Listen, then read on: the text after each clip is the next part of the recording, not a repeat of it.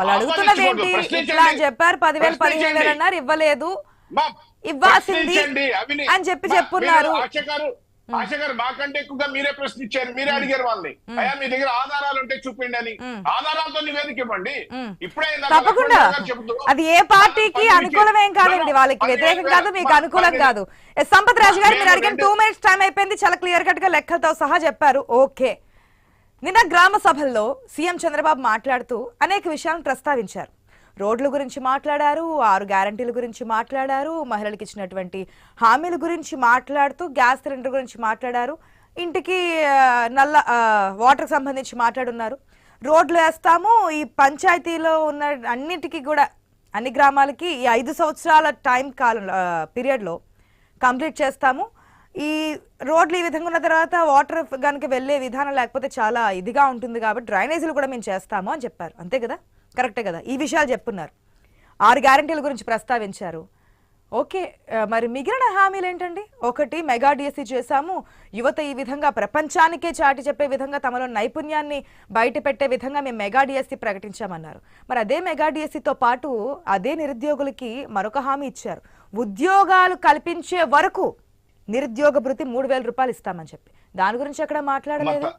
ఒక నిమిషం 3 గ్యాస్ సిలిండర్ల గురించి ప్రస్తావించారు, ఇస్తామని చెప్పున్నారు. ఇక ఫ్రీ ట్రాన్స్పోర్ట్ అంటారా, అది నడుస్తూ ఉంది, చర్చలు జరుగుతూ ఉన్నాయి, ఏ విధంగా వెళ్తారు ఏంటి అనేది కొంతకాలంలోనే బయటకు వస్తుందో అనుకుంటున్నాం. ఓకే, వరలక్ష్మి వ్రతానికి అన్నారు, కాలేదు, ఏ విధంగా వెళ్తారు అనేది పక్కన పెడదాం. మరి ఇదే మహిళలకి 1,500 ఇస్తామని చెప్పారు, మరి దాని గురించి కూడా మాట్లాడాలి కదా. ల్యాండ్ టైటిలింగ్ యాక్ట్ గురించి మాట్లాడారు, ఎవరి ఫోటోలు ఉండాలి ఏంటి, మీరు ఇచ్చినటువంటి మెజారిటీ ఈ విధంగా అని చెప్పి చాలా విషయాలు ప్రస్తావించారు. మరి ఈ విషయాలు ఎందుకు ప్రస్తావించలేదు? ఇంతకు ముందు పశుపతి గారు ఒక కామెంట్ చేశారు, ఏదైనా వస్తుందా రాదా అని ఒక డైలమాలో ఉన్నప్పుడు అమ్మఒడి పథకాల పేర్లు మార్చారు, కానీ ఇంకా దానికి సంబంధించి కార్యాచరణ ముందుకు వెళ్ళడం లేదు.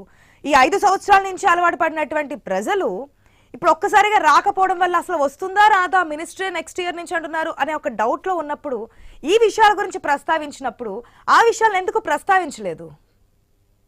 మా ఇక్కడ ఆశ గారు ఒక విషయం, మా ఏదైనా ఒకటి ప్రకటించిన తర్వాత దానికి సాధ్యాసాధ్యాలు ఏ విధంగా ఇవ్వాలా ఏంటి అనేది ఒక అధికారులు ఇప్పటికే దాని మీద సమీక్షలు జరుపుతున్నారు. ఎప్పటి నుంచి ఇవ్వాలి, ఎప్పటి నుంచి ఇవ్వకూడదు, ఎప్పటి నుంచి ఇవ్వాలి, ఎంతమంది ఉన్నారు అనే దాని మీద స్పష్టంగా ఆధారాలతోటి మొత్తం తీసుకున్న తర్వాత ముఖ్యమంత్రి గారు ప్రకటిస్తారు. దానిలో మీరు ఎటువంటి ఆలోచన పర్లేదు, ప్రతి ఒక్కటి కూడా అదే చెప్తున్నానమ్మా. ఏదైతే 1,500 రూపాయలు మహిళలకు అది కూడా ప్రకటిస్తారమ్మా. ఎందుకు దాని గురించి చెప్పలేదు అంటున్నాము. ఒక్క నిమిషం, అన్ని చెప్పాల్సిన అవసరమే ఉందమ్మా. కొన్ని ఎందుకు చెప్తున్నారు? మెగా డిఎస్సీ గురించి చెప్పారు, నిరుద్యోగ గురించి చెప్పారు. ఒక్క నిమిషం, గ్రామ సభల్లో అంటే అది ఇవ్వాలనుకుంటున్నారా మీరు?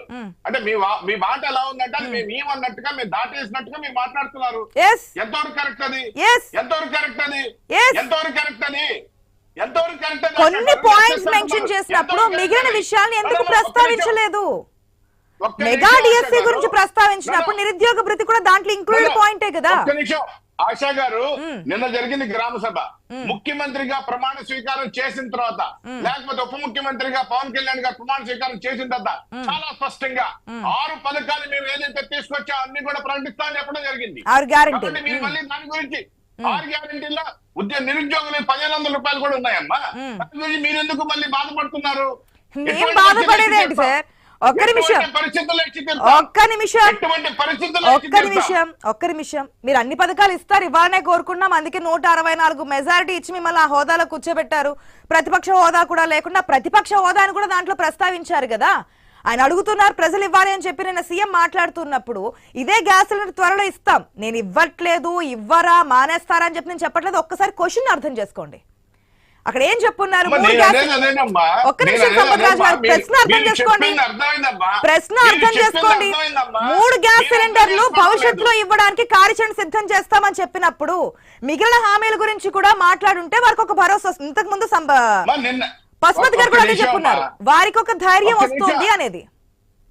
అరే ఒక్క నిమిషం అమ్మా, దాని గురించి మేము ఈడో లేదు అనడం లేదు, దాట వేయలేదమ్మా. అదే చెప్తాను మీకు, ముఖ్యమంత్రి స్థాయి హోదాలో సెక్రటరియట్ లో కూర్చొని ప్రకటించడం జరిగింది.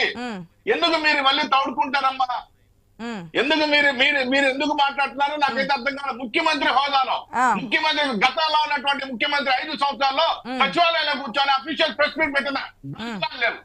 ఈ ముఖ్యమంత్రి ఈ ఉప ముఖ్యమంత్రి కూర్చొని అఫీషియల్ గా ప్రెస్ మీట్లు పెట్టి మీకు చెప్తున్నారు ప్రజలకి ఇవన్నీ ఇస్తాము, ఇవన్నీ చేస్తాము, పలాందల నుంచి అని చెప్తా ఉంటే మీరు ఇంకా గ్రామ సభల్లో అన్ని చెప్పలేదంటే ఒక నిమిషం. మాకైతే